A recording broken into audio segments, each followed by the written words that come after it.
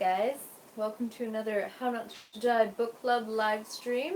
I'm so glad that you all will be joining me today. I've been having such a good time with these live streams and this book, and I'm learning so much, and Petunia isn't learning anything because she mostly just sleeps all day, but you know, we still keep her healthy, right? Alright, so today we are doing the first of part How Not to Die books, so we'll be covering the introduction to part 2, the short little one-page chapter on the Daily Dozen, and beans. So, I'm more than happy to get started. I see many of you have already shown up, and I wanted to do better about getting your names written down. Hello. Hi, Elizabeth. Hi, Carrie. Hi, oh, Coral, I see, perfect. You changed your name. Crystal, hi, Cheryl, Sean, so glad you guys are here.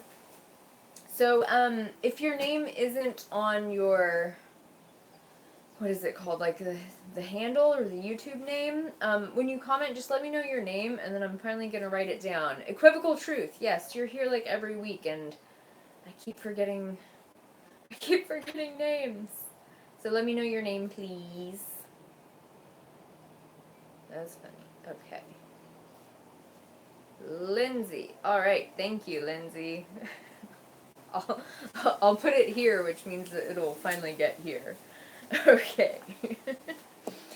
Okay, chocolate is my new fave. I need to know your name. Chocolate. You ask plenty of questions and have lots of feedback, which I do appreciate.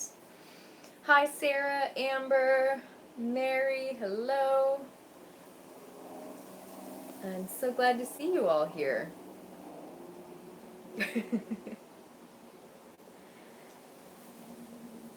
Alright, Fatuma, thank you so much.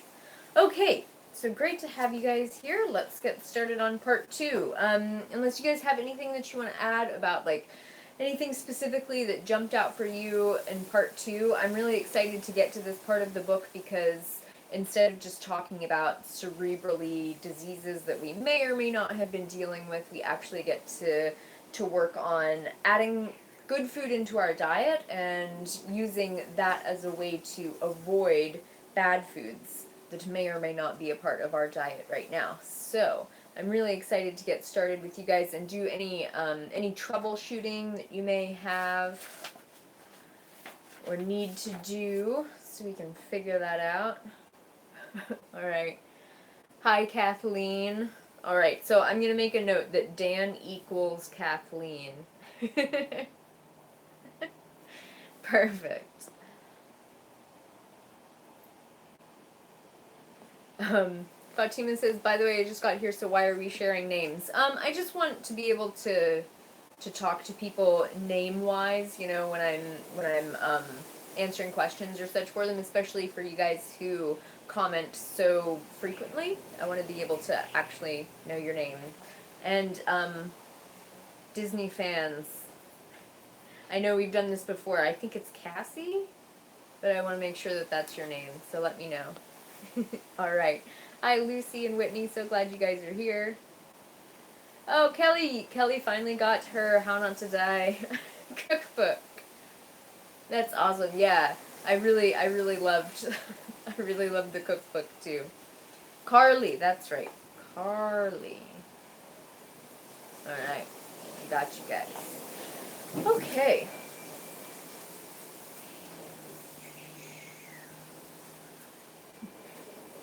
Gonna have to. Alright. Lindsay says, Lindsay, or aka Equivocal Truth, says, I've been loving part 2 of this book, so much more exciting than the disease section. I mean, I geek out on the disease section all the time too, so it's like frickin', I love both parts, but this part really motivated me to, you know, clean up my diet and get more good foods into my diet, because for a while I was lazy about, you know, greens, especially cruciferous greens. I had kind of bought into that idea of cruciferous greens might contribute to hypothyroid, so I shouldn't have them, and honestly, I think that ended up doing some damage to my health, because I was completely neglecting an entire group of really healthy foods. So reading How Not to Die got me back into eating lots of cruciferous greens and beans and turmeric and lots of stuff, especially. And since I've done that, I felt such a significant improvement in my health, in the quality of my health, in the quality of my energy and my rest, and so much more. So, okay, so we get into the introduction of part 2, and I like a lot of things about what Dr. Greger does. Sorry, my hydro flask just fell. She's okay, don't worry. Okay. So, I like a lot of things about what Dr. Greger says, but there are a couple things about this chapter that kind of irk me, and we'll get to those. But kind of his first question that he asks, which is part of what irks me, is what is healthy, and what foods are healthy. And he does it in the way of, is it healthy compared to something that's possibly healthier or something that's possibly unhealthier? So it's not necessarily a question of, is good for me or not. It's, could I be eating something that's even healthier right now instead? And while I appreciate what he's trying to do there, and I think it works for a lot of people, I also think that this is potentially an area where someone such as myself, who's really prone to being obsessive about the food that I eat, could get obsessive about it. You know, where I could just, he uses the example of a white potato versus, you know, a sweet potato, where he says, you know, are potatoes healthy? Not if they're French fries. Are regular potatoes healthy? Not compared to a sweet potato. And I don't necessarily agree with that, because I feel that times when we can just say, yes, white potatoes are a healthy food to eat. Do you want to base your diet purely on white potatoes? Probably not. I know some people do. We won't get into that. But definitely don't ignore foods that are healthy, that you may love, like white potatoes, just because you could be eating something that could be a little bit healthier, such as a sweet potato. I hope that makes sense. Okay, I'm going to check in with you guys in the comments, because I see a lot of good conversation going. All right. Carrie Lovable says, how is my tortoise? My tortoise is great. He's outside getting some sunshine and eating grass right now. It has been a long time, but he's great. Lindsay Equivocal Truth says, yes, I've been eating steamed greens. If you told me a year ago that I might even crave kale, I'd have laughed in your face. This is revolutionary. I totally agree with that. Kale and I have had a very weird relationship, and I never thought that I would like it, but I sit in front of you today having craved a kale smoothie this morning, and I love it. Lakota Matson says, hi Lily, I just wanted to say thank you for your videos. I'm not yet vegan, but your videos have helped me a lot, have helped bring a lot of common sense to veganism that I need. Oh, I'm so glad to hear. And, you know, veganism is a process. It took me many years to get there as well. It's not something that has to be perfect right away, but definitely get as much healthy food into your body as you possibly can, and that'll do you a lot of favors. Carly says, I never knew what to do with a whole cabbage. When I shredded it, it makes so much. How long does it last in the fridge? I feel you. A whole cabbage, I like to buy them when they're on sale, so I'll buy like 2 or 3 whole cabbages at a time, and a whole cabbage will last for a while. A good long while in the fridge. Once I cut it, what I usually do is I'll cut off a little piece and then I'll cut off slivers. And I'll cut off usually 1 or 2 slivers a day. And you can just cut off the edge that got exposed to air if you want to, and discard that, and then cut your sliver or wedge, whatever you want to call it. And then I fine chop that wedge, and then I find that I don't think I've ever actually had a cabbage go bad, and sometimes it takes me maybe even a week to eat an entire cabbage. So I feel you. It definitely does make a lot of cabbage. She says, I wish they came smaller. Yeah, I feel you there. But, you know, they last for a while, especially the red cabbage, because it's so high in antioxidants. Yeah, so Crystal says, I tried kimchi for the first time a couple days ago and it was delicious. I do not like sauerkraut, so I was unsure if I would like it. I had to try it and see, and so glad I did. Yeah, kimchi is delicious. Now, there is one note that I want to say about kimchi, and I hate to do this because it's one of those things where someone's like, yeah, I did something healthy and I ate cabbage, and I'm like, yeah, you did. But kimchi specifically, we're not totally sure why. It could be because it's very, very salty. It could be because a lot of kimchi has things like MSG added to it, or other preservatives or colorings. But people in Korea who eat a lot of kimchi do have um, higher rates of stomach cancer. So, not totally sure what the correlation is there, but if you are eating kimchi, I would say don't eat tons of it. You know, you can use it as a great condiment. What I even like to do is take a little bit of pre-made kimchi and then mix it into a bigger salad or other cabbage. And then I would say use it as a condiment. Don't be eating tons of it, and make sure that if you're getting store-bought kimchi, make sure it's from a reputable supplier so it doesn't have colorings or MSG or other nastiness in it. Okay? Okay. You guys got a lot of good discussion about cabbage going. Kelly says, I love cabbage just sauteed in a skillet with a bit of water and lots of black pepper. Yeah, that sounds really good. Levi makes this really yummy, it's cabbage, and then he uses a little pinch of coconut sugar and some shoyu and cooks it up like that. It's divine. Sarah says, I add cabbage to salads, gives it some oomph. Yeah, I'll put cabbage in my salad often, and then a lot of times I'll just fine cut the cabbage and then mix it in with my rice, with like rice and beans, with some tomatoes or something, and that could even be just a meal in and of itself. It's so good. Okay. And yes, Kelly, you totally can make vegan cabbage rolls, which are one of my favorite. Oh, that's yummy. The Shadow Bee, not sure what your name is, says I make a sort of lazy deconstructed stuffed cabbage by doing a rice pilaf with the cabbage. That sounds good too. Yeah. I'm not sure how we got this deep into talking about cabbage, but I like it. Alright. Okay, so back to the part 2 of the intro. Um, like I said, healthy compared to what? I understand what he's saying. I like it, but I see where people like me could get obsessive and then end up using it as a detriment to their health, of getting too obsessive about things. And he talks too about having kind of a caloric bank account where, you know, you get 2,000 plus calories every day, however much you want to eat. Are you going to use those calories to get really healthy foods into your body, or are you going to waste them on junk foods? And while I definitely appreciate the mindfulness of making sure that you're getting really nutrient dense foods, I think that again, you could get obsessive about it. So just be aware as you're going through your healthy journey, that you're not getting too obsessive about eating the healthiest stuff possible. Yeah, I think a lot of us have been there. Redheaded Princess, who I know that you've told me your name before, but I can't remember what it was. Um, she says, yes, I've gotten too obsessed with that thinking too, of where I wouldn't want to eat a white potato because a sweet potato is better. Yeah, and white potatoes are delicious, and they are fairly darn healthy. So, alright. Okay.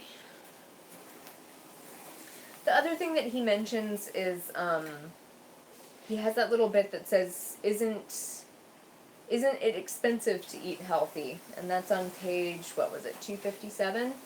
And I definitely relate to this, and this is one of the most common questions or complaints that we get as vegans, is that eating a vegan diet is too expensive. You know, I can't do this. This is only for rich white people. It's just too much. And I feel you. It can be really expensive, especially if you're buying prepackaged stuff. I know we've talked about this before. But Dr. Greger brings up the really important distinction of, are we expense per calorie, or are we talking about expense per nutrient? Because look at nutrient density as opposed to caloric density. You see that it is actually fairly inexpensive to eat healthfully as long as you're aware of how to get those really healthy, nutrient-dense foods cheaply. One great example of this, I think that Dr. Greger mentions, is red cabbage. It's one of the cheapest, most nutrient-dense foods that there are. And even though I buy a whole cabbage and it costs me $10 because I'm in Hawaii and everything is ridiculously expensive, I buy that cabbage and it's $10 and it lasts my family for about a week because we go through it slowly, as just discussed. Hi, Sylvia, glad you got here. And it's like, it looks expensive when you first buy it, but over the course of a week or so, it's not that expensive. The other thing would be buying out of the bulk bins, so getting your whole grains and your beans from bulk bins. I know our Safeway just got bulk bins at their place, and they have organic beans coming out the wazoo, and I was so surprised and so impressed, and I was actually surprised to see that some of their prices were actually cheaper than at my health food store. So that's a great way to get really inexpensive nutrition in. Another thing, while I was at Safeway, I was just looking at the poundage, because sometimes I'll buy a big bag of beans out of the bulk bins, and it'll end up costing me like $15 or $16 because, it's 5 or 6 pounds of beans, sometimes 7 pounds of beans at a time, and it adds up. And so I'm like, oh my god, I just spent all that money on these beans. And it feels really expensive. But then I wandered into the meat section, which is a place I do not like to go. And I was looking at the prices on those, and, there was a package where it had 2 steaks for 2 people, which, would be eaten in one night. And those were $15. And I was like, huh. So with that same $15, I just bought enough beans to last me and my family for probably 2 weeks. And I thought that was expensive. And yet, here is what most people are spending on one meal, on just the meat portion of the meal. And that's something to think about, is that meat is actually extremely expensive. Alright, I'm going to check in with your guys' comments and see what we got going. Okay. Carly 5X Disney fan says, I try and remind myself when certain produce is expensive that it is so good for me. Yes, and that's what I do every time I buy myself a cabbage. Sarah says, I rationalize high-priced produce by how many meals I can get out of it. Yeah, oftentimes it stretches for a surprisingly long amount of time.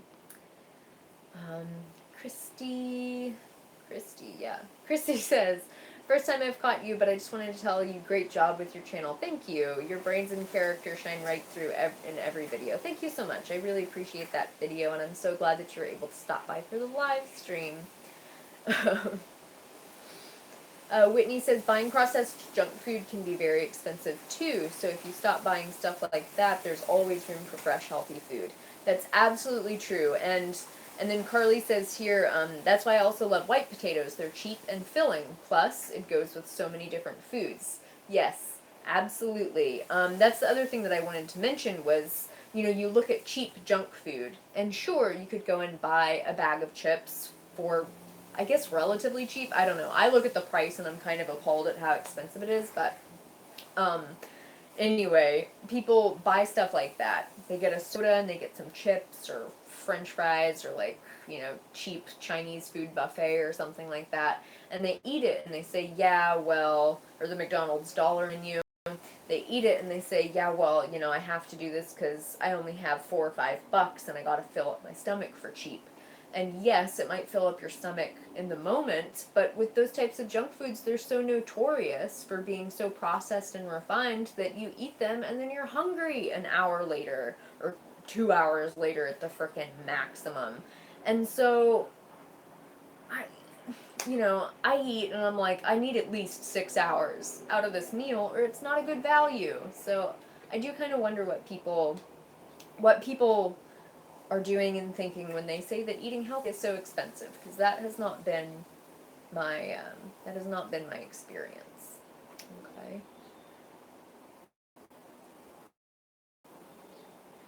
And, I need my, gosh, Lindsay. Lindsay, equivocal truth. I remembered it before I looked, but yeah. She says, Costco has really helped me keep costs down.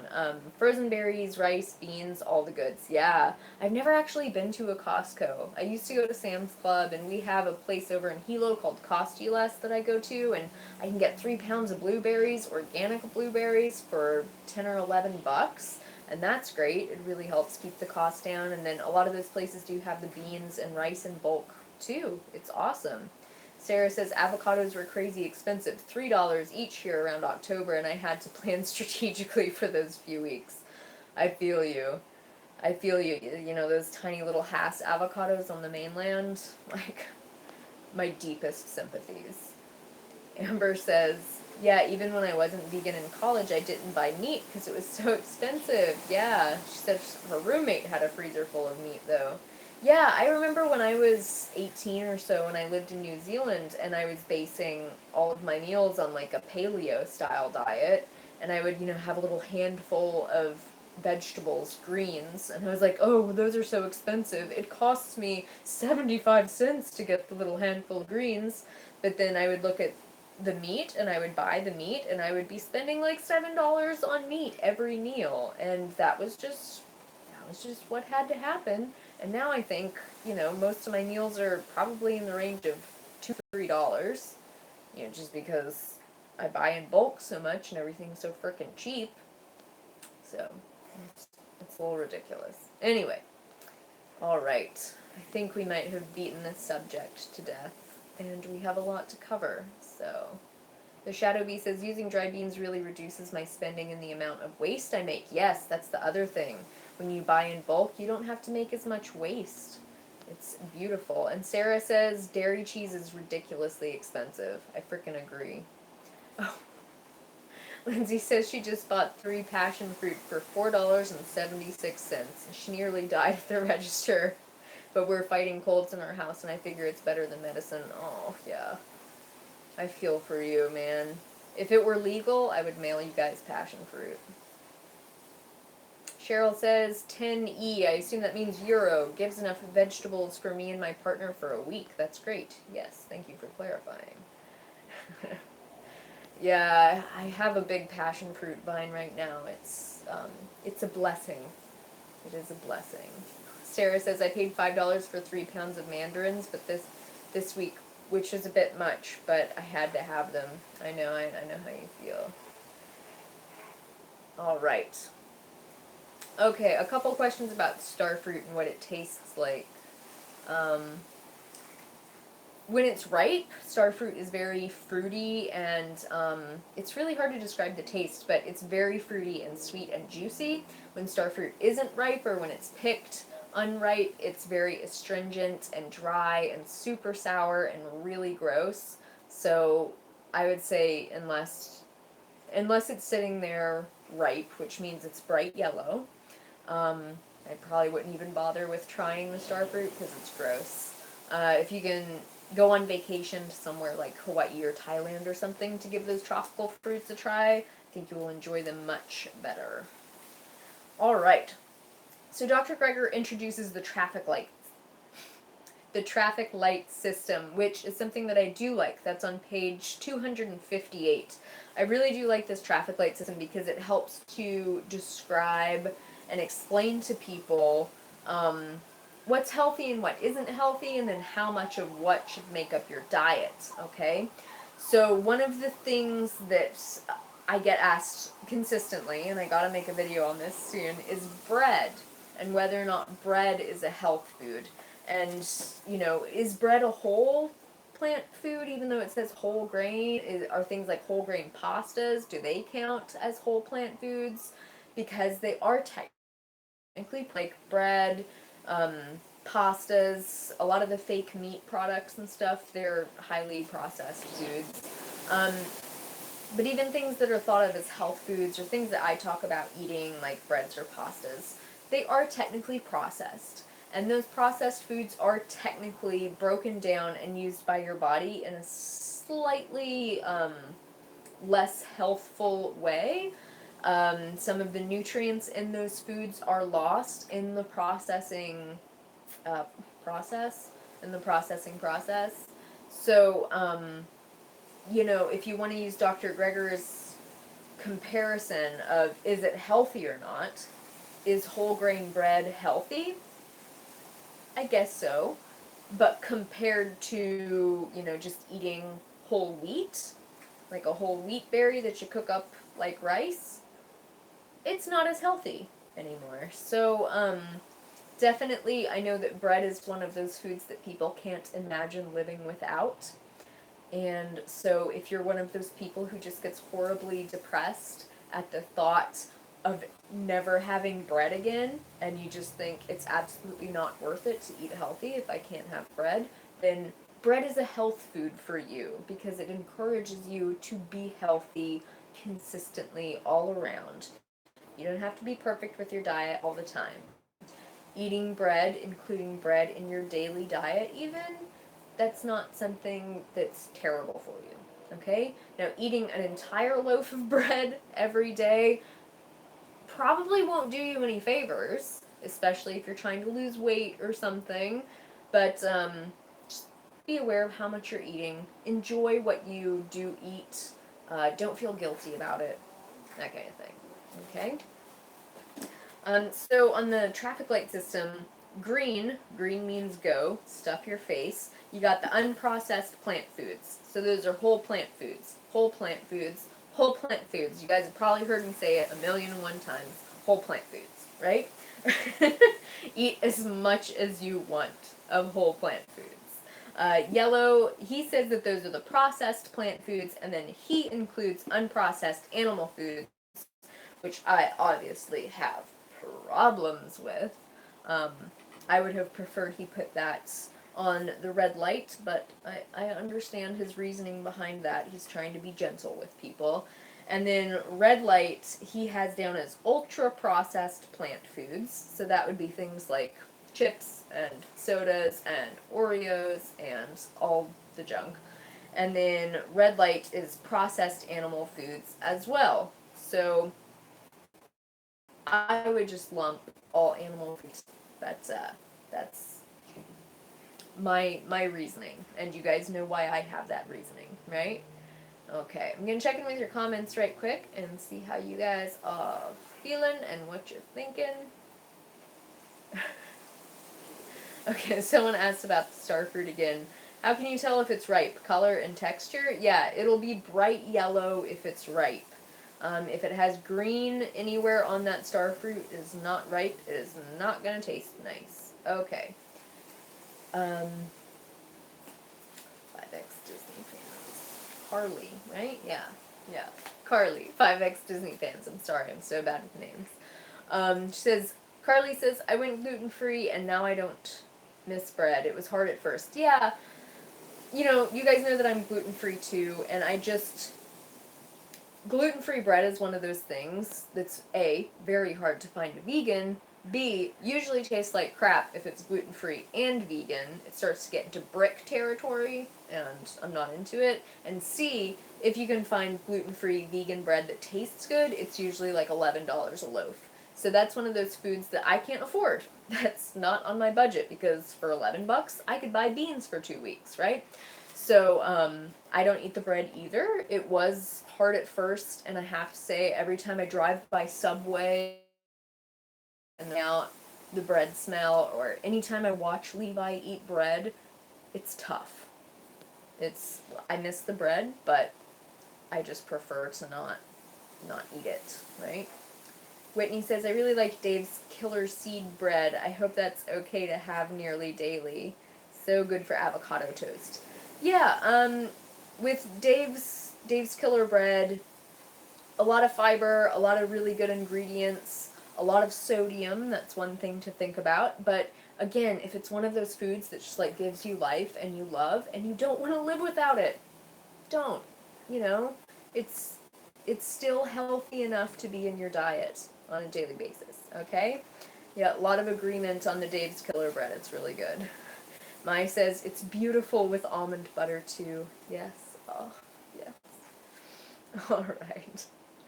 Lindsay says, yeah, I'm gluten-free as well, but gluten-free subs are typically less healthy than gluten-rich foods if they're using gums, starches, and chemical binders. Yeah, that's the other thing about the gluten-free stuff is that it does tend to end up falling under that ultra-processed plant food um, category. Yeah, so a lot of the gluten-free products, people think that they're doing themselves some favors, not necessarily, right?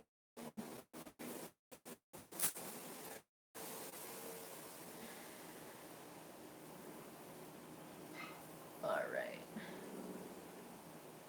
Cass says, I use Ezekiel bread but try to avoid gluten when I can.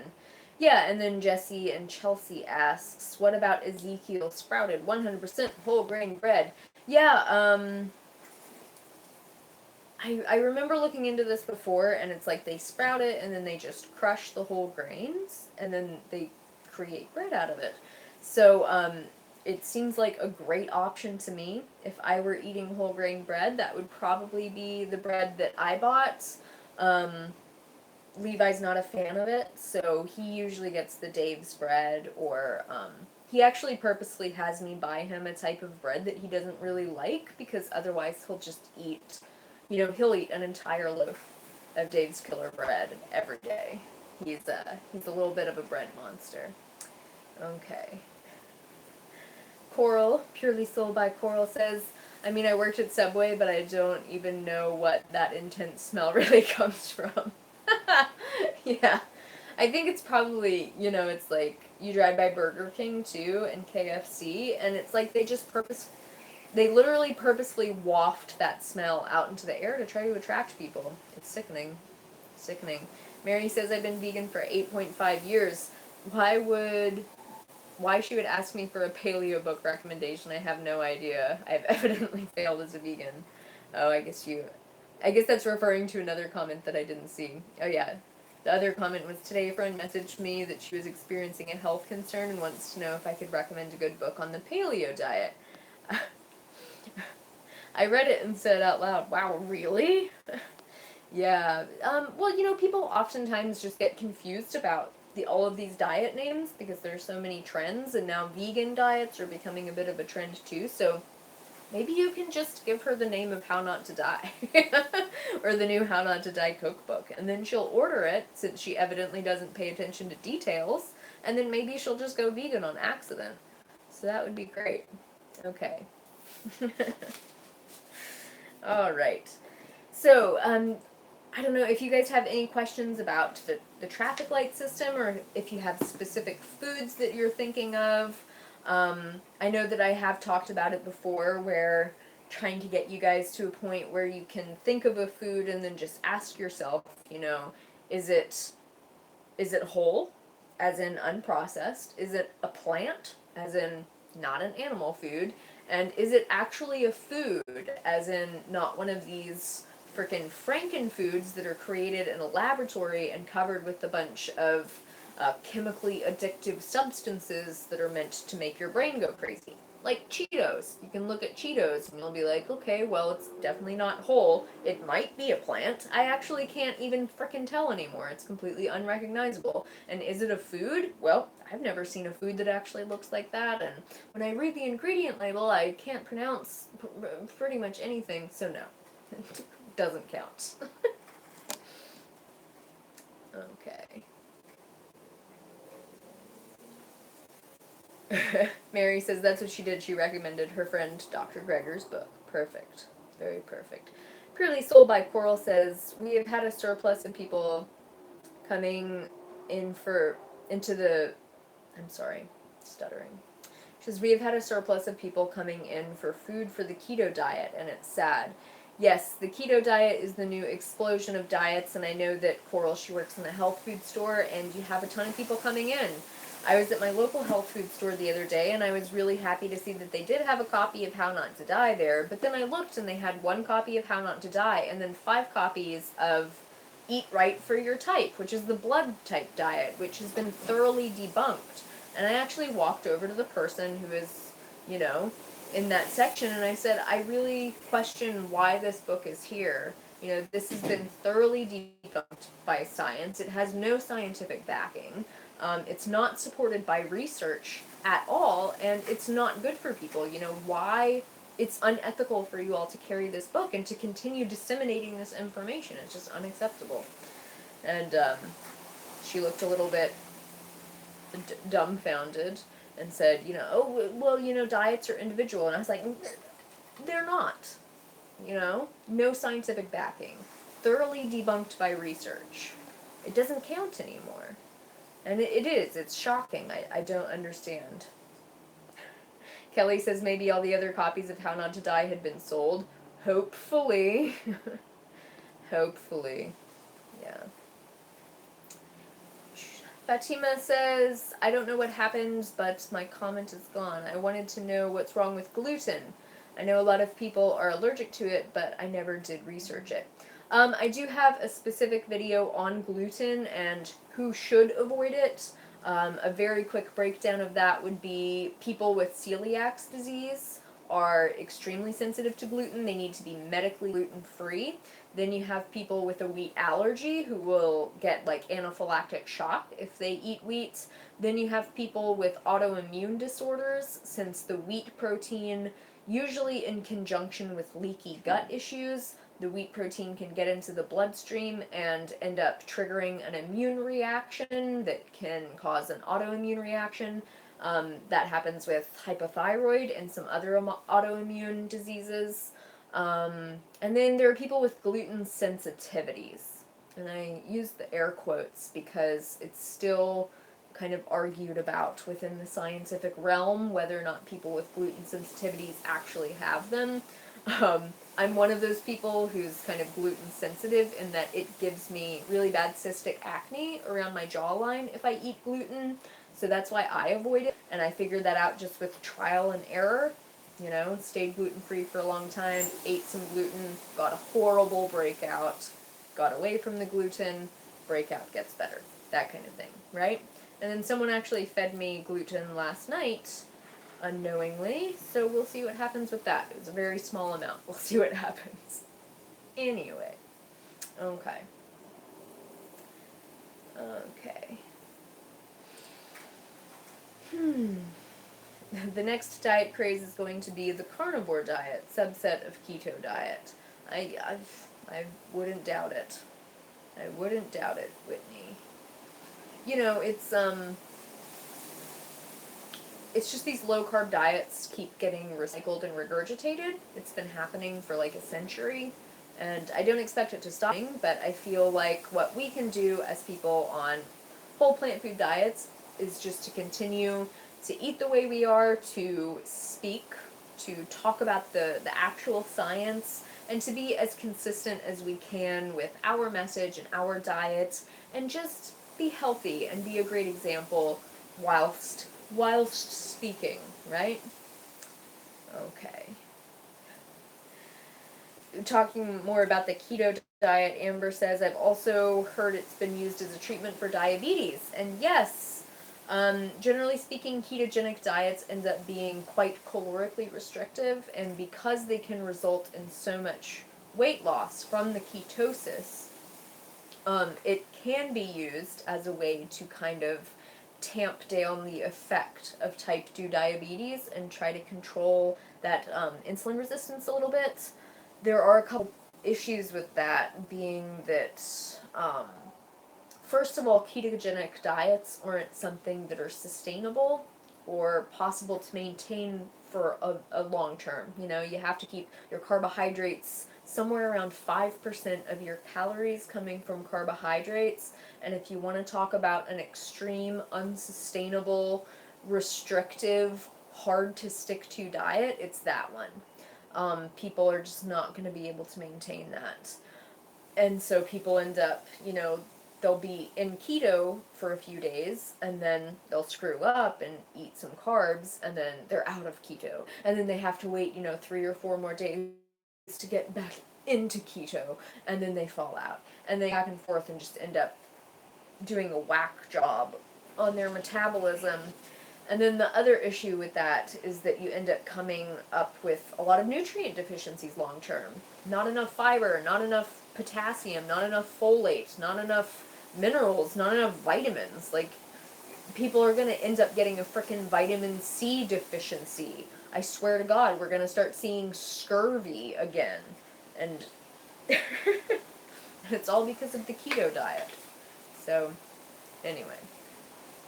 I feel like we should get back to the book, because it's already been 40 minutes and we're only like 2 pages in. Okay. And just talking about nutrient deficiencies, you know, on page 58, Dr. Greger mentions the 9 so-called shortfall nutrients, of which at least a quarter of the American population isn't reaching an adequate intake. And those are fiber, calcium, magnesium, potassium, vitamins A, C, D, E, and K. So all of those you can get from plant foods, and all of those are low because people aren't eating enough plant foods. It's not because they're not eating enough animal foods. It's just, it becomes so obvious the more information you look at. It becomes so obvious. So, anyway.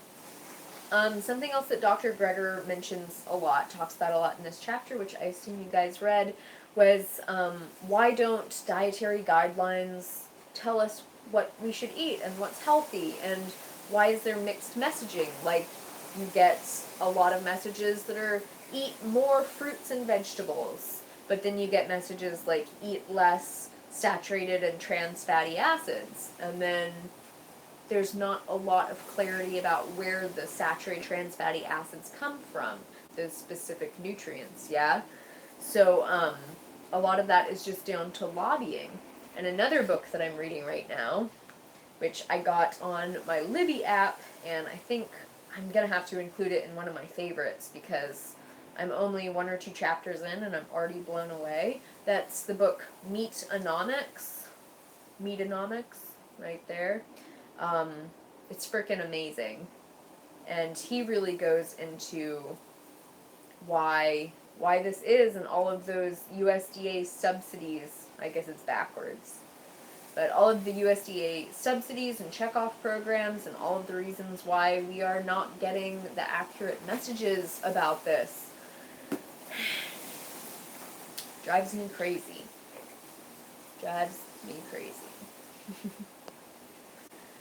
Alright, I'm going to check in with your guys' comments. Dan Bender, who equals Kristen, I think it was, right? Yeah. Oh, no, Dan equals Kathleen, says, I wish the name of the book was different, though, because I'd like to give a copy to someone I know are killing them with their food, but I feel like it would be obvious that they to them that I think they're dying. Yeah, I've had that thought about the name of the book, too. Like, it's a great name in some ways, but in other ways, I feel like it does kind of put some people off, especially people who don't want to admit that their diet is killing them. It's tough. But on the other hand, you can hand it to someone and say, I love you so much that I don't want you to die. And whether or not they interpret that as judgmental is, in many ways, up to them. And when I give this book away, I think I've bought and given away or sold about 30 copies now. So every time this book passes out of my hands, I think maybe they'll read it. Worst case scenario, they donate it or sell it at a used bookstore, or maybe one day, 5 or 10 years from now, their kid or kid walks up and picks this book up off their shelf and reads it, and maybe that person, the next person, will be positively affected by it. So, as far as I'm concerned, we should be giving this book away anytime we feel inclined. Okay?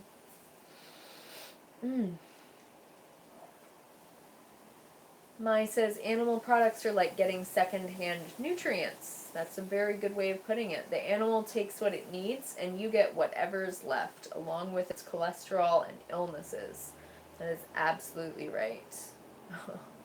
Sarah says, I work with a group of keto girls, and I watch them scan the candy at work that they can't have. That's sad.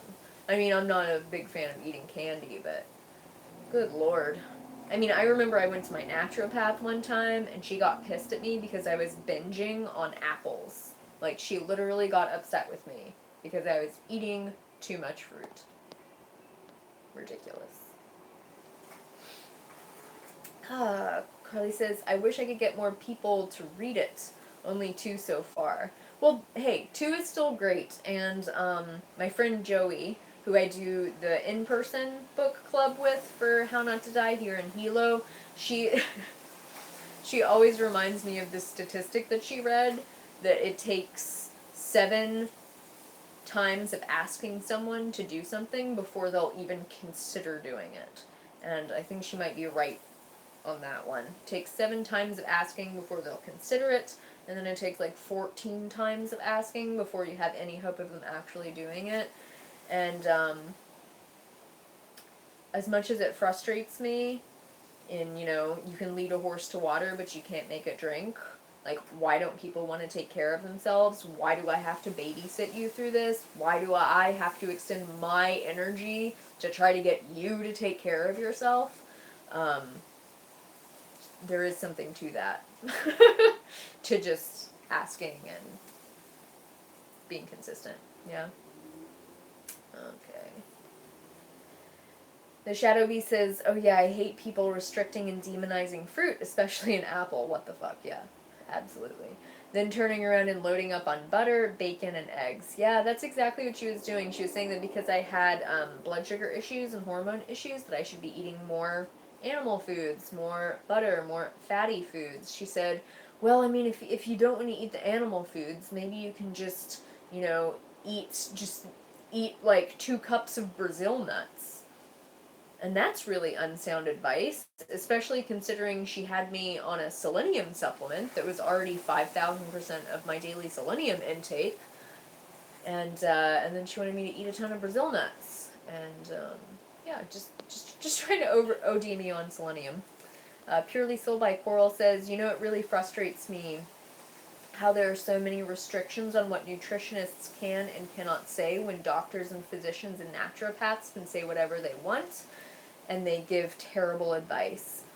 Yes. And I tell you what, in addition to being a lazy ass, unfocused person and not wanting to go to school for nutrition and such, another thing that I was struck by was how restricted you were in what you were allowed to say once you were licensed through one of these nutrition boards. Like the A&D, which was previously the ANA, or ADA. And it's so true, because once you have a license, you are actually more restricted by what you can say. And like, I can sit here with no real nutrition qualification, right? And I can talk to you guys on the internet, and it's fine. If I was a nutritionist, there would potentially be more repercussions if I was giving advice that was too far outside of the realm of what's considered normal right now.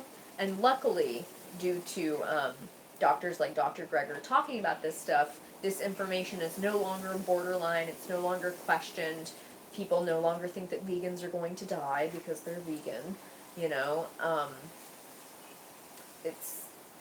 It's interesting that you mentioned that, how restricted they are, when people who have no training like me, or doctors who have very little nutrition training, are allowed to kind of spout off with whatever they want.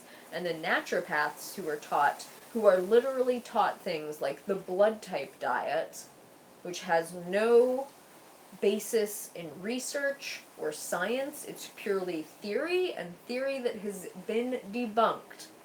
And they're still taught that in their curriculum. It's enough to make you want to stab yourself in the eye with a pencil. Anyway. Purely Soul by Coral says, yes, as a holistic nutritionist, you cannot say that food could help a disease, and you cannot diagnose a disease such as obesity or recommend vitamins to help a situation. You basically have to play dumb and say, yeah, we all know that diet is pretty important. That's really sad. It's really sad.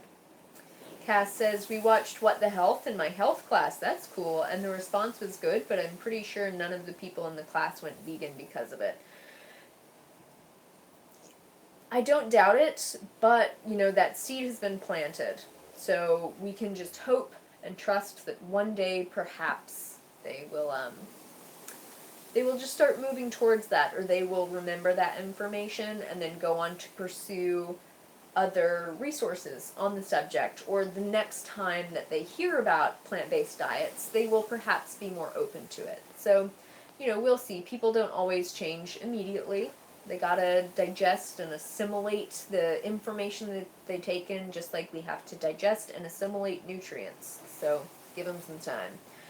Britt says, okay, I can relate to the restrictions because I'm dealing with that now and I get so pissed off. I wish I could tell people to stop eating meat and dairy. Yeah. Yeah. It's funny, I think about, too, like, I've thought about going back to school and getting a nutrition degree or something, and then I've thought, okay, well, I'll spend 4 to 7 years getting an applicable degree, and then I will do what? Like, work in a hospital? Have a private practice? Maybe. I don't see a private practice being very lucrative here. People don't want to pay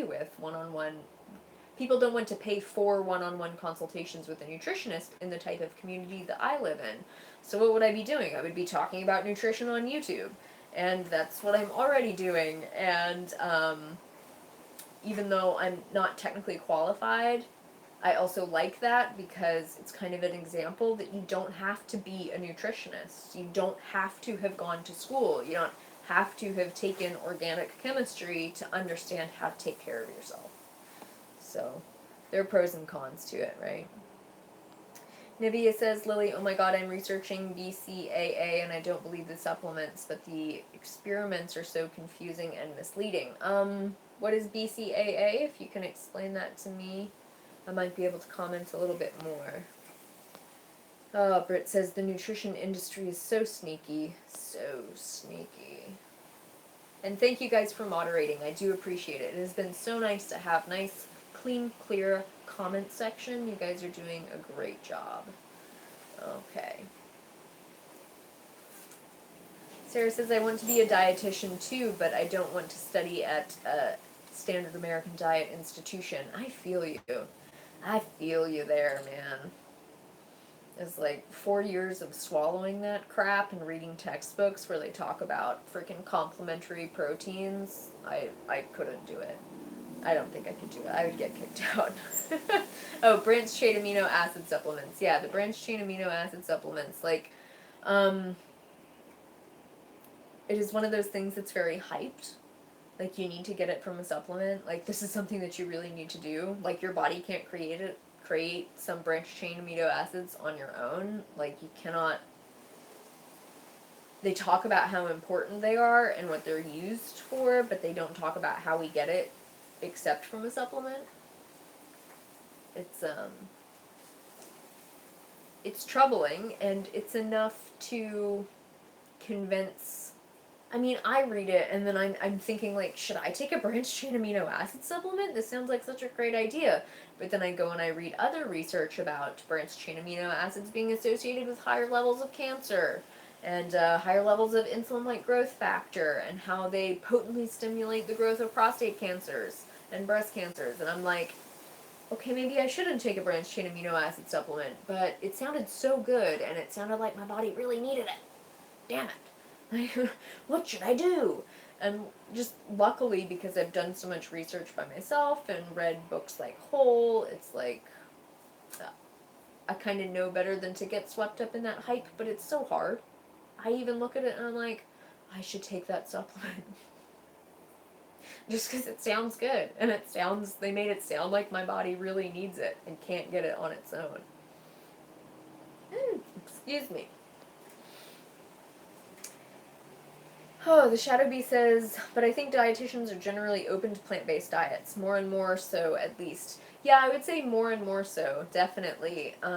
But when you look at the organizations that register these dietitians, such as the A&D, previously the ADA, they are heavily sponsored by meat and dairy companies, by soft drink companies, other processed food companies, a lot of nutrition supplement companies as well. So that affects how dietitians are tested, how they're educated, um, just the information that they're fed, you know? And if someone goes into a program thinking, I'm going to be taught about healthy eating, and they do so trustingly, then you're going to end up with someone coming out the other end of that education with a skewed perception because the information that they've been fed has been very selective.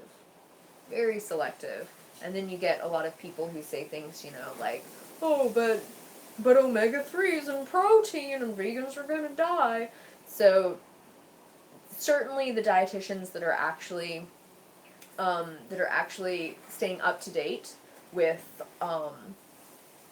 research and people who are thriving on plant-based diets and people who are reversing their diseases on plant-based diets, they definitely do seem to be quite a bit more open to veganism and such. Okay? Okay. Oh, cool. I didn't even mean to, but I guess we covered a lot of what's been talking about.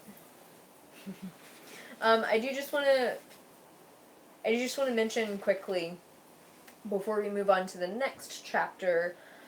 Again, just go over like how obsessive do we need to get about healthy eating. I really encourage it to be something that's fun, something that's an opportunity to be like, yeah, I could add some red cabbage to this, or maybe I do feel like having sweet potatoes tonight instead of white potatoes. Like, that would be yummy. Or maybe a combo of both, or whatever. But also having a lot of patience and openness for yourself for when you're in a state and you're just like, I just want some white potatoes. And you know what? I want to cook those white potatoes in the oven and let them brown and turn into like oil-free French fries, even though it's going to produce some AGEs and acrylamide, but I want that right now, so that's what I'm going to let myself have.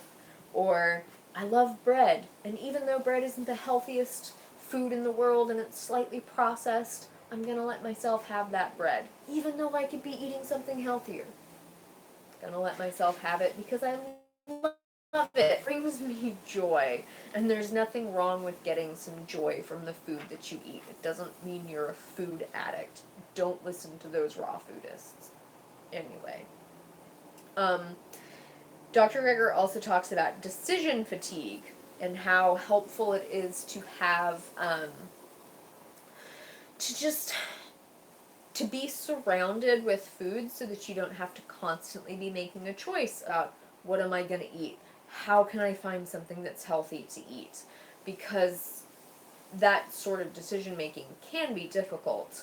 That's why I've talked about it before. I like so much buying in bulk. And then I get my weekly delivery of vegetables. So I know that there's just always going to be a lot of food available and abundant so that even if I forget the meal, which I don't do often, but even if I forget, I have something within arm's reach which can be prepared or shoved in my face within 5 minutes so that it's just easy, you know? I think he also mentioned very briefly, did he, or did I just come up with that out of my brain? Addictive food substances. I don't think he did mention it, but it's something that I wanted to talk about. With a lot of foods, things and additives that are put into those foods, and they are purposefully stimulants of our dopamine pleasure centers of our brain. And it's not even just chemical additives, it's like sugar, fat, salt, and chemicals. All of those have the capacity to stimulate our brain and cause addictive, to trigger the pattern of addiction. I can't think of the word right now. This is why there are jump cuts in my other videos, because sometimes I have to pause to remember what my brain was thinking about before. They just basically trigger addictive pathways in your brain so that these foods are quite addictive. And it's one of those things where abstinence does actually work, and the longer that you can avoid eating those types of foods, the less addictive hold they will have on your brain. So there is something to be said for going cold turkey with some foods as opposed to like trying to wean yourself off of it.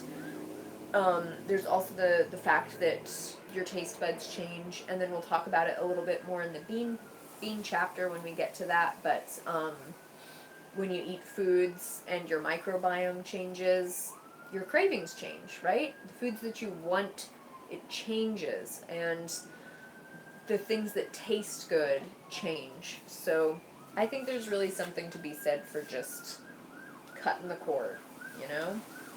I don't know if you guys have had experiences. I know a lot of you are eating quite healthfully at the moment, so if there are things that have really worked for you, definitely share that in the comments as well, just so we can brainstorm and maybe someone else will see it and get inspired or think maybe that'll work for me too, and they'll try it, right? I'm going to check in with the comments right quick and see what you guys are talking about. Oh, Sarah, I hope you have a wonderful time. She has a movie date with her son. That's so nice. It's a nice way to spend your Friday evening.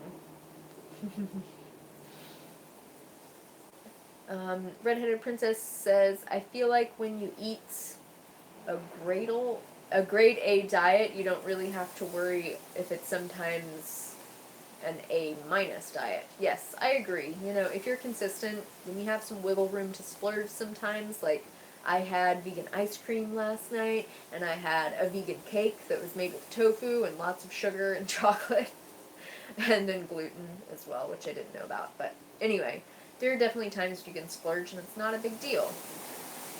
Oh.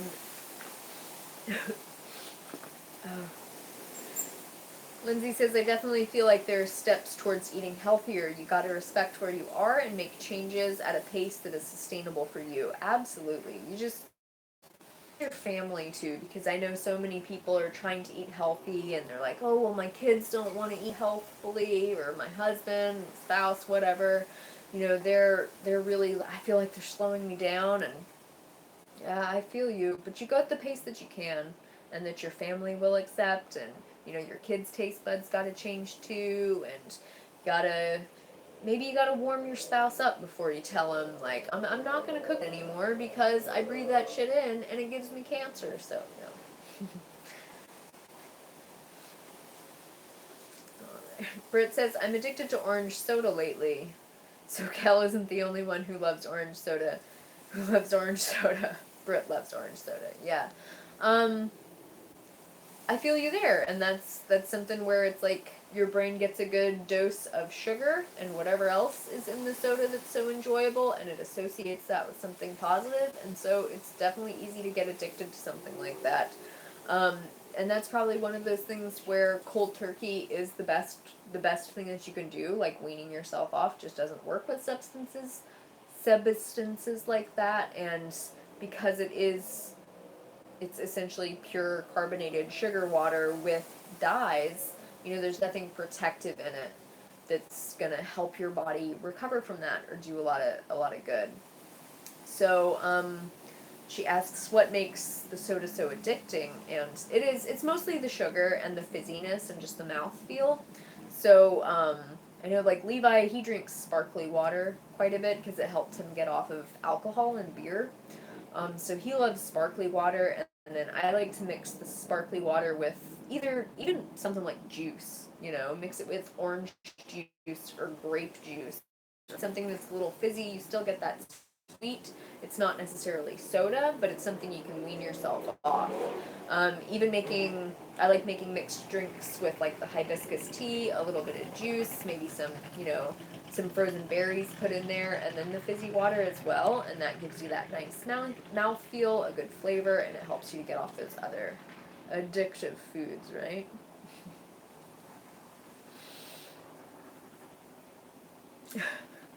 Nivea says, it sounds disgusting, but there's a ton of experiments comparing chocolate milk to water post-exercise, and it's hard to discern. I get it, I'm whole plant food vegan for life, but it's hard to be able to explain why this stuff is wrong. I mean, a lot of those are funded if you look into the funding. A lot of them are funded by the milk and the dairy industry. It's called like the Milk Research Institute. They do a lot of they do a lot of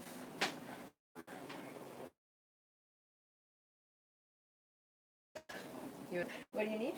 My concrete forming book.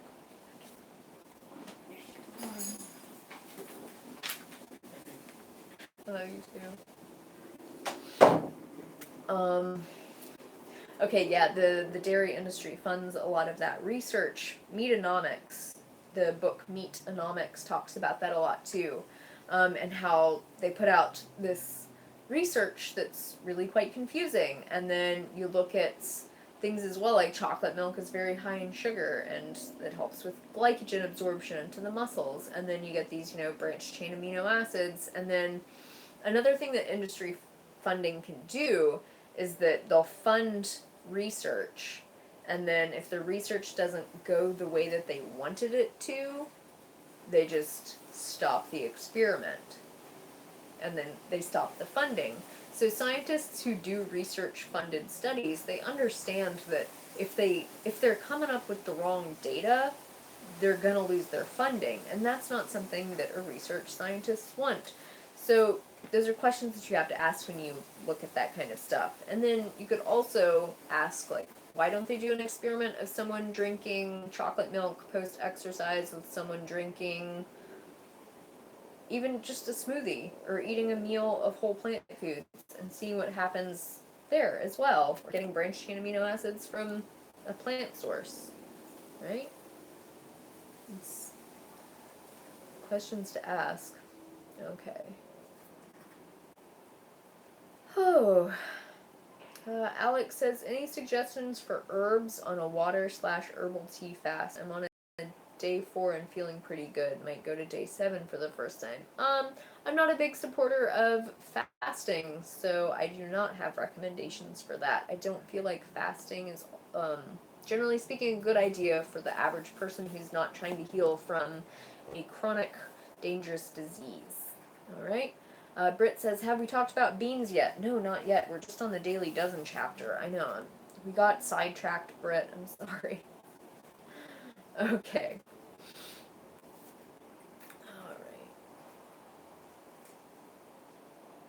Alright. Purely Soul says, maybe go crazy raw vegan first and then move to a whole foods plant-based diet so that it seems easier. That's what I ended up doing, although I would not recommend the raw vegan part. That's what I did too. I was raw vegan, and then I just slowly started incorporating whole grains and beans and other cooked veggies back into my diet, and I was like, wow, this is really simple comparatively. I don't have to chew as much. Okay, so we are on to the Daily Dozen. Does anyone have the Daily Dozen app? Has anyone used I have used the Daily Dozen app, although I have to say, like, I'm so ingrained in my own diet that I don't feel like I necessarily need a lot of help as far as getting into a routine of eating well. But I know that some people definitely benefit from having the boost of the Daily Dozen app. Britt says she has it and she loves it. Redheaded Princess says she uses it periodically. Kelly has the app and uses it, but she often forgets. Yeah, and I forget a lot too. Cass says, I have the Daily Dozen app, but I don't use it all the time. Yeah. Yeah, that's where a lot of people are, and I feel like it's just something great to have on your phone. It doesn't take up a lot of space, and it's good for if you're out or trying to figure out something to eat. You can look at the different categories, and then it'll give you examples of things that would help you fill in those nutritional gaps. And so I find that it's really good for inspiration, especially if you're just new to trying to figure out what to eat and how to eat healthfully. So I feel like it's really helpful, especially if you're just starting out. Beans, you need 3 servings a day. Berries, 1 serving a day. Fruits, 3 servings a day. Cruciferous vegetables, 1 serving a day. 2 servings a day. Other vegetables, 2 servings a day. Flax, once. Nuts and spices, 1 time a day, plus turmeric. And then the whole grains are 3 times a day. And that's kind of where I struggle because I'm not a very grainy person. I like starchy root vegetables better, but that's aside from the points. Beverages, at least 5 servings a day, and I think his serving of a beverage is bigger than the standard. And then exercise once a day, which I failed at today because I slept in. So it does sound like a lot, but it is doable, especially when you realize that you can bang out a lot of these categories in one meal. Like I get over half of my daily dozen in my morning smoothie, and then at night I just make sure that I get my greens and my vegetables, and that's relatively easy as well. Like I said, the place where I fall short is usually the whole grain. Quote on page 275, he says, "Whenever I sit down to a meal, I ask myself, could I add greens to this? Could I add beans to that?" He says that he always has an open can of beans in the fridge. Could I sprinkle some flax seeds or maybe put a little. The checklist just got me into the habit of when I make this clear. I do feel like it has the potential to get obsessive. So you just have to be like smart about that, about managing those proclivities within ourselves, right? He also likes using the Daily Dozen app for grocery shopping, and I have to say that that's a good way to think of it too. Okay? So he talks a little bit about, and then I wanted to add, I feel like I'm sinking. I wanted to add that I've just kind of reframed the way that I think about my meals. You know, I usually think of them. Used to, I would be like, okay, well, I'm gonna have some steak, or I'm gonna have pork or chicken for dinner tonight. So then this will go with that, and then this and this. No, absolutely not. Before when I was vegan, before I read How Not to Diet, I always thought like, okay, well, I'm gonna have, this starch, and then what else do I want to go with it? After I read How Not to Diet, I really reframed things, and I started thinking, what vegetables am I going to have tonight? And how can I maximize my vegetable intake? And then I go through what would go nicely with those vegetables, what grains or carbohydrates would go well with this, what beans would go really well with those veggies, and then how can I add herbs and spices to make a delicious. And then now more so than in the past, I think, could I sprinkle some pumpkin seeds on it, or sesame seeds, or poppy seeds, or like whatever, just to get a little boost in nutrition as well. So that would be usually for dinner, is when I get my veggies. For breakfast, I've really started asking questions like, what kind of base will go what kind of base will give me a good flavor so that I can get in a lot of nutrition. So my base is usually for breakfast. It would be, fruit or sweet potatoes or something like oatmeal or some other whole grain. And then I've been thinking more about how to incorporate greens into my breakfast. So I have, a big kale or spinach smoothie, several mornings now. I have greens in my smoothies.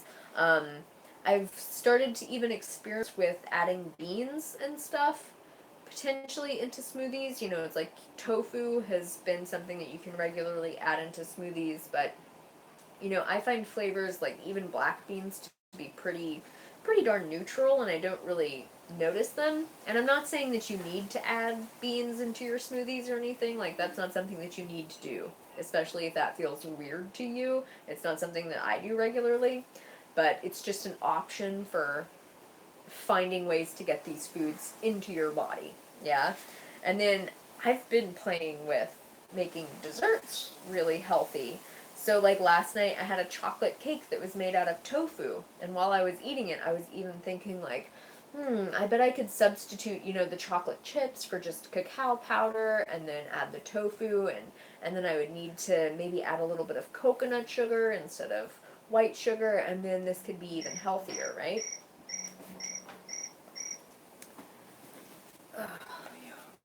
You're gonna go pick up movement? Your nose looks really clean. Ugh. Okay. So, desserts, like I had the tofu cake, and then I make the black bean brownies are really good, and then I started putting black beans, just because I had a ton of black beans at one point. I put some black beans into chocolate banana ice cream, and it was so freaking good. And then, of course, for dessert, it's really easy to do things like incorporate berries or flax seeds or other fruits, yeah? Okay, so that'll take us to the beans chapter. Please excuse me for a moment while I hydrate. My throat's getting dry.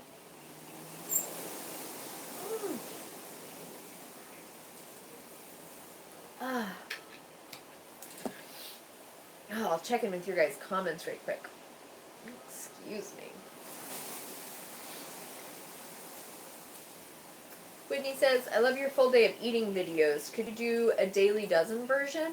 You know, I very well could probably make that happen. I would just have to be a little bit more coordinated than I usually am, which is possible. Oh, the Shadow Bee says, I find it really difficult to reach the daily requirements of calcium generally. Let's see here. And then Purely Sold by Coral says, me too, but I think it also has to do with the idea that the daily recommendation is rather inflated and we actually might require less. Yes, that is absolutely true. So if you look at calcium requirements, I think for a woman my size, they're saying that I need at least 1,000 milligrams of calcium per day. Possibly more, especially if I'm pregnant. Now, if you talk to someone like Dr. Neil Barnard, who's a medical doctor, knows his shit, Dr. McDougall, again, medical doctor, knows what he's talking about, they say that you need about 650 milligrams of calcium per day. And if, you know, like I went on my chronometer and I adjusted it down to 650 milligrams per day for calcium, and bone health will be just fine. It's not going to become a problem. There's no study that says that there's no study that has found that people eating that amount of calcium have any issues with bone density. Exercise and general diet is much more important when it comes to bone density. So 650 milligrams a day I think is a really fair recommendation. I have taken some classes with Dr. Popper, and she went over the calcium issues, and she recommended getting about 650 milligrams a day, if I remember correctly. But we did review some studies and go over not only laboratory studies, but epidemiological studies that found that there are some populations who were getting by on like 150 milligrams of calcium per day, which is very low. Definitely don't think that's a good idea.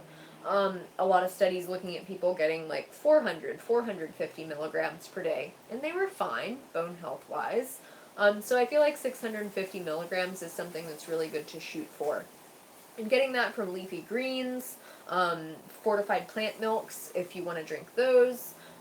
Tofu as well, if it's processed with calcium, it's quite high in calcium. And then nuts and seeds and beans and whole grains, quite high in calcium as well. So from those sources, it is not very difficult. Nivea says, I'm taking some of Dr. Pam Popper's classes, which requires me to do my own research, and it's interesting but frustrating for many reasons. Yeah, I feel you. It can be really difficult to wade through all of the research that's out there. I've taken classes with her too, and going and looking at the research and then going in and looking for research when I have preconceived notions in my own head. Like it's hard to jive the two.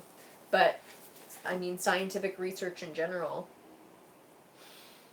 you get two different studies finding the exact opposite findings, and then you try to do a meta-analysis to get a better idea, and it's very confusing. And then if you look at a lot of research methods, they're not always very solid. I mean, I don't know who the hell comes up with these freaking research methods, but they're a little bit wonky. And then of course you also look at a lot of nutritional research, and they're studying synthetic nutrients in isolation or super processed nutrients. Like if you look at a lot of the studies about calorie and macronutrient breakdown and what is healthiest, you know, you look at what either the rats or the mice or the humans are being fed, and they're not being fed whole plant foods that end up with this calorie breakdown. They're being fed things like isolated proteins to get their proteins, um, oils to get the fat calories, and then things like glucose syrup in order to fulfill the carbohydrate category. And so it's it's very bizarre to it's very bizarre that we humans would think that we could get a thorough understanding of nutrient breakdown or macronutrient breakdown or health from studying nutrition in such an ass backwards way.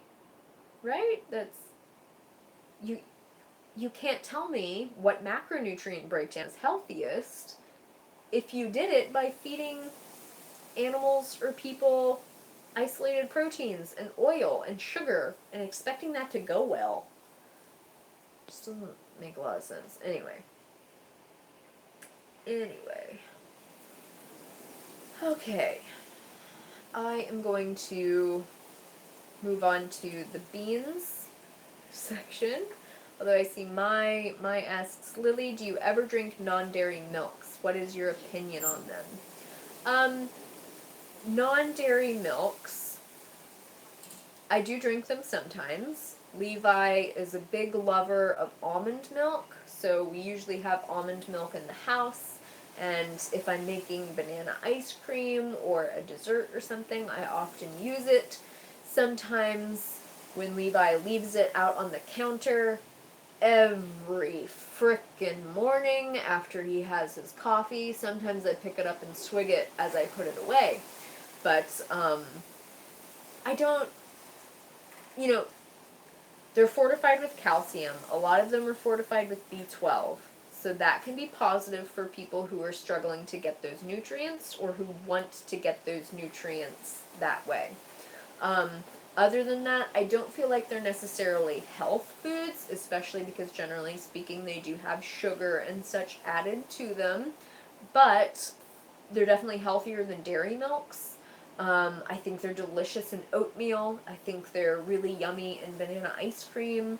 I think that they're a great way for people to add creaminess or milkiness to their coffee if they like to drink coffee and they like coffee that isn't black. So I think that they're a great option for the people who want them. And plant milks are another example of that food and that question where you need to ask, how much does this improve my quality of life? How much do I suffer if I eliminate it from my diet? And how obsessive am I getting about needing to be healthy and pure and doing everything right? Does that make sense? Okay. And the Shadow Bee says, unsweetened plant milks are more versatile than the classic flavored ones. And yes, I really like the unsweetened ones for not only sweet cooking like desserts, but also savory cooking.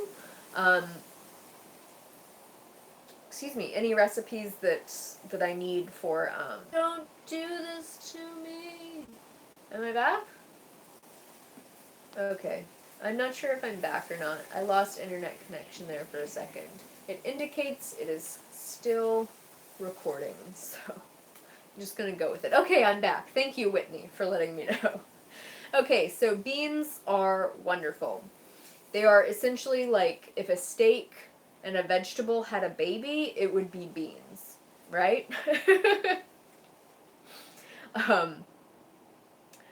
And then Dr. Greger quoted a study that indicated that we should be eating beans with every meal. And after several years of not eating beans, because I thought that they were unhealthy as a raw foodist, and then coming back to eating beans and including beans in my diet, I feel so much better with beans in my diet. I love beans. I just frickin' can't live without them anymore. Okay? So beans are great. I know that this is pretty well known, but they're really high in fiber, and I was kind of surprised that Dr. Greger didn't talk about the fiber more in the bean chapter. They're really high in fiber. Oh, and they're really high in phytates. And if you guys don't remember from the phytates section back in the digestive cancers chapter. That's on page 66 if you want to reread that, okay?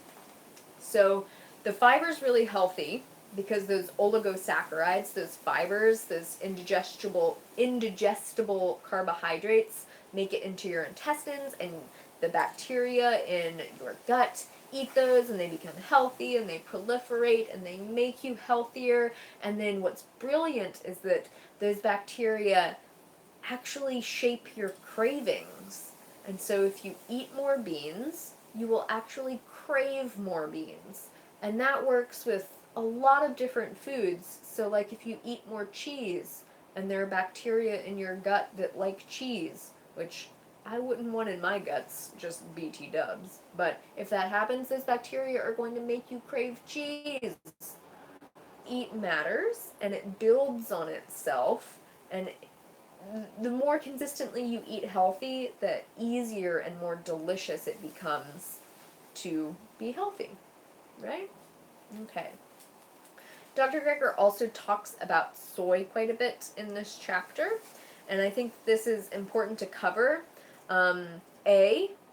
What is it that's so healthy about soy? Why has it been touted as a health food for so long? And that's for a few different reasons. First and foremost would probably be the isoflavones, which is a type of plant estrogen, phytoestrogen, xenoestrogen, whatever you want to call it. These isoflavones have been shown to be extremely protective against hormonally sensitive cancers. So that would be a lot of cancers like breast cancer, ovarian cancer, uterine cancer, those types of things. So hugely cancer protective in so many different studies. Soy is also a good source of plant-based protein, fiber, vitamins, minerals, that kind of thing. And the reason that soy has gotten so much hype is that soybeans are a pretty major cash crop. So there's money that goes into research on soybeans in a way that doesn't happen for other beans. So that doesn't necessarily mean, that soybeans are more healthy than other beans, though they are higher in isoflavones than other beans. All beans are very healthy, okay? So the other question about soy is why does it have such a bad reputation now? Why are people walking around thinking that soy is going to give them breast cancer when soy is actually highly protective against breast cancer? Like, how does that make any sense? Why are people thinking this? So they're thinking it for a few different reasons. First, as soy became more popular, as things like soy mock meats and soy milks became more popular, the meat and dairy industries definitely took notice. They took notice, and then they started funding studies to purposefully show that soy is not healthy. So there were a lot of really misleading studies that were generally speaking done on rats or mice, and those rats and mice were fed ridiculous amounts of isolated soy proteins. Okay, we're not talking about whole soy at all. We're not talking about tofu, we're not talking about tempeh, we're not talking about soy milk. We're talking about isolated soy proteins. So that's one reason why they got a bad reputation. Purposefully misguided studies. The second is the hormone hype. People hear a phytoestrogen and all they hear is, oh my god, it's going to give men breasts, give me cancer, because they accurately know that higher levels of human estrogens is associated with higher rates of cancer. Higher rates of ingesting animal estrogens is associated with higher rates of cancers. However, plant estrogens have a very different effect on our bodies. And, as I said before, that effect is actually protective against hormonally sensitive cancers. So that's a big deal, right? Don't get confused about the hormone stuff. The third reason would be the genetically modified organism issue, which Dr. Greger talks about briefly as well. He says, what about GMO soy? So one of the primary concerns with GMOs is that It results in a lot more pesticide use and a lot more dietary pesticide exposure on our part. Now, if you're worried about pesticide exposure from soybeans, especially genetically modified soybeans, the most important thing you want to do is get animal products out of your diet. You know, animals, chickens, pigs, cows, they are eating huge amounts of soy, especially GMO soy, which has been soaked in pesticides. And when they eat those pesticides, they take those toxins into their bodies. It concentrates in their fat tissue, like we talked about last week in the Parkinson's chapter. Um, those different pesticides and chemicals, they build up in the fat tissue. They get into the milk, into essentially their breast milk, and then we are exposed to them. And we eat their bodies, we eat their fat, we drink their milk, and we are exposed to highly concentrated levels of those toxic chemicals. So that's the best way that you can avoid GMO soy. Most GMO soy is not for human consumption. Okay? So most tofu, most tempeh, those are not made from GMO soy. Those are usually made from non-GMO soybeans, and generally speaking, a lot of those products now have a verified non-GMO sticker on it from the Non-GMO Project, so it's very easy to get non-GMO soy. I'm starting to get tired, you guys. I don't know if you can tell. I feel like I'm about to fall asleep. Talking for 91 minutes straight is not the easiest. It's not as easy as it looks. One thing about genetically modified organisms that not a lot of people think about, or I guess know about, or whatever, is that when scientists modify the DNA of GMO crops, a lot of the times they splice that DNA with pieces of DNA from bacteria and viruses. This doesn't seem like it would be a big deal, but something about bacteria and viruses is that they tend to trade DNA. Like cross-species DNA trading happens with bacteria and viruses. This can even happen inside of our own gut microbiome, where you have different bacteria swapping DNA. That's how they can mutate and evolve so quickly. So, a question that hasn't been adequately answered, as far as I'm concerned, is what's going to happen when these foods that we eat that potentially contain spliced DNA from bacteria and viruses, when those get into our bodies and into the environment, how is that DNA going to react with the DNA of my gut microbiome? Could it potentially lead to like jumps in mutations or evolution quite quickly? And that's something that I wonder about. So, and that's something that a lot of scientists wonder about too when it comes to GMOs. So, it's not just about pesticide exposure. It's about screwing with the genetic codes and biology of certain species and not like it's just worrisome. Okay? It's just worrisome. Something to think about. Okay. So then Dr. Greger just like briefly goes over the different types of legumes, and I think that that's a wonderful thing to do because you don't have to get stuck in the black bean rut, although I feel like the black bean rut is a wonderful place to be. If I were going to be in any rut, it would be in that one. But, there are literally thousands of different types of beans. They're not all at your health food store, but a lot of them are. So, experimenting with things like lentils and peas, chickpeas, green peas, split peas, mung beans, mung bean dal, adzuki beans, cannellini beans, like the texture and flavor, deliciousness of this beans is just amazing. Even soybeans, I just started cooking whole soybeans maybe a year or two ago, and they're freaking awesome. I'd never thought to do it before, but there they are. They're super cheap and they're delicious. So, anyway, he also mentions, the gas issue, which I've seen some of you guys talking about as I've been trying to talk about serious stuff, guys. Thanks. I recently made a video about beans, gas, and you, and talked about that issue, gave some solutions inside that video, some ways that you can definitely tamp down the amount of gas that could be caused.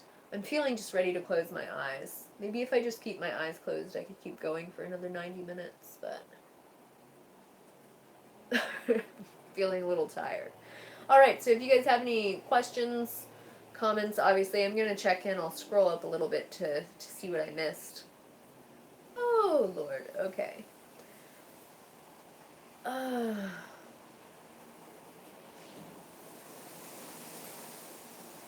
Okay, I see you guys having some interesting conversations.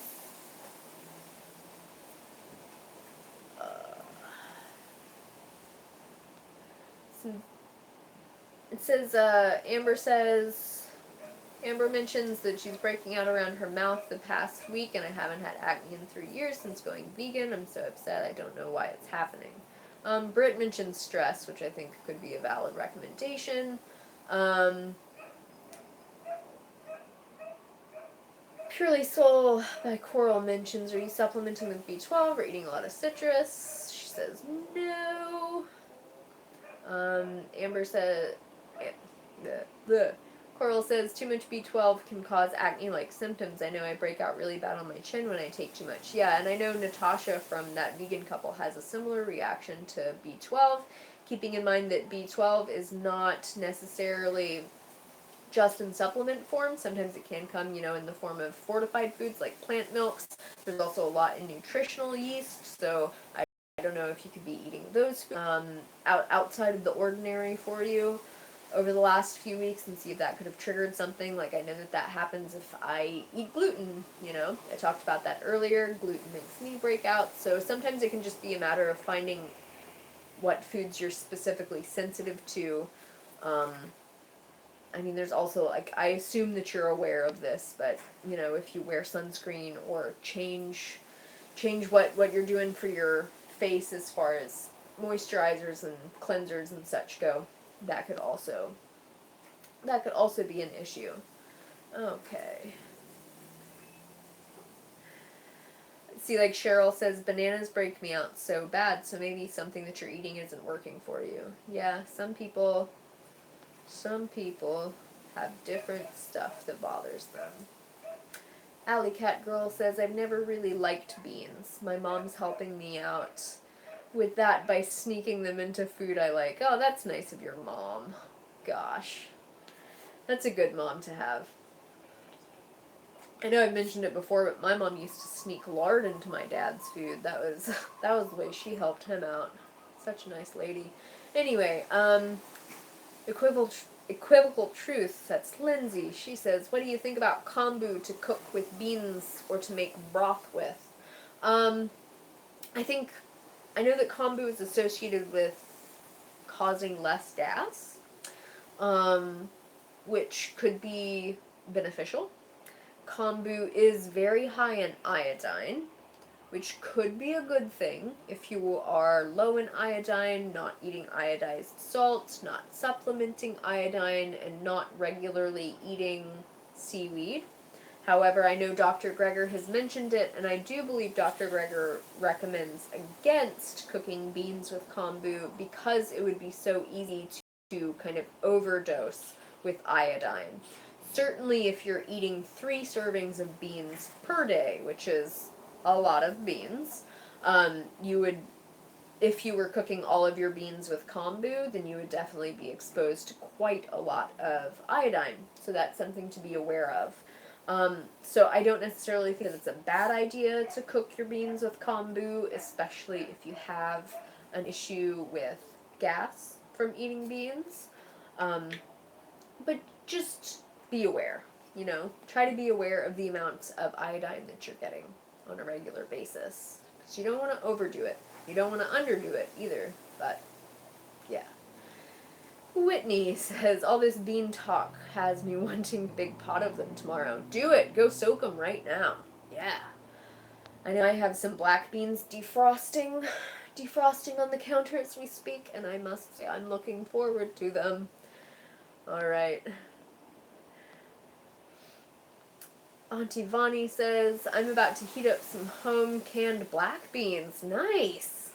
That's awesome. I've never gotten into home canning. That must be really cool. 5X Disney fans. Carly says, personally, I would just not eat beans if it's such a big problem for the gas, I assume. Some people just can't handle them. I have that sentiment of just not wanting to eat beans. If it were me, I mean, I know that I've had some serious digestive issues from making dietary changes, and when it's really important to me, you know, like I wanted to add cabbage into my diet. That was really important to me. I wanted to add beans into my diet. Really important to me. You know, I had gas issues for probably about a month. Pushed through, got to the other side of it, and now I just have normal amounts of gas. You know, everybody farts. Everyone's pretty much farting like on an hourly basis. Fine. You know, obviously we don't want smell issues, but like I would just push through and try to get to the other side of it, because your gut microbiome is probably going to adapt. You know, I don't want to alienate anyone from their own experience or like pretend that it's not happening, you know, but just see what you can do. Anna says, I struggle with cooking beans. The pressure cooker is the only way I can cook beans.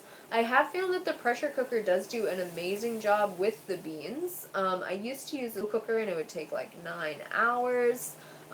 Cooking them on the pot have always been harder for me because it's hard to maintain the level, like that perfect level of simmer that the beans needed to get. I would always end up boiling them, and then the outside would cook before the inside was tender, and they'd start to fall apart, and it just wasn't a great texture. So that's why I do love my Instant Pot, because they cook the beans so nice. So, you know, you do what you can. Pre-soaking is always really helpful for my beans too, because when they're soaked, they just cook more evenly, right? Carly says, I can't find organic dried chickpeas here. I really want to make some. Oh, that's a bummer. I don't suppose there's anywhere you might be able to order them from. I wonder if you could order groceries. I don't know where you live, but if you could order groceries, maybe you could order like a 5-pound bag or something at a time. The Shadow Bee says, I want an Instant Pot really bad just for the beans. Yeah, I saved up and I splurged and I got one, and it was a really good purchase. I'm super happy with it. The other thing that the Instant Pot does really well are curries. It just like drives the flavor into all of the foods so